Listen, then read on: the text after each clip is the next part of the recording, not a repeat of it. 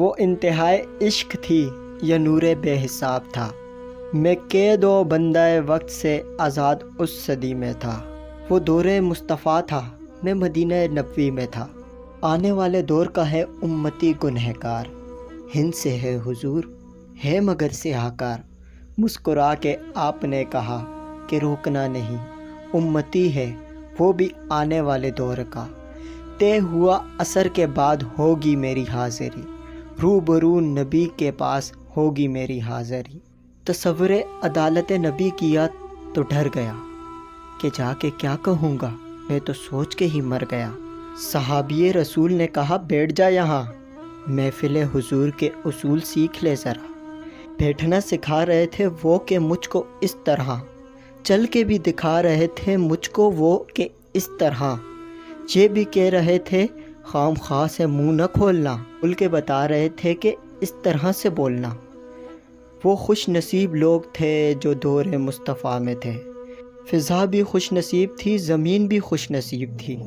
نیا نیا کھلا کھلا سا نیلا آسمان تھا، پرانی طرز پر بنے نئے نئے مکان تھے،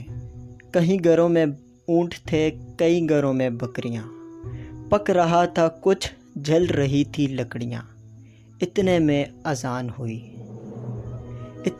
اذان ہوئی تو رونگٹے کھڑے ہوئے،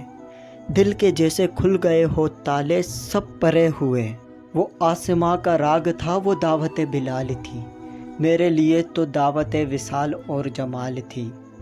دھو لیا نہا کے میں نے وضو بھی بنا لیا، نسبت حضور میں نے عود بھی لگا لیا۔ گھر سے ہم نکل پڑے، صحابی رسول کے جا رہے تھے، سبھی سمت مسجد رسول کے، وہ دھڑکنیں عجیب تھی، وہ کپ کپی کمال تھی،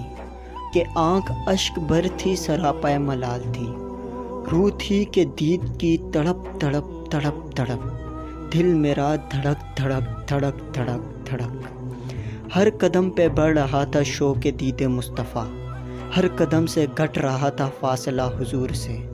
مسکرا کے دیکھتے تھے یوں صحابہ کرام، جیسے کہ وہ جانتے تھے کون ہے یہ نوجوان، دیکھ کے صحابیوں کی پیاری پیاری داڑیاں،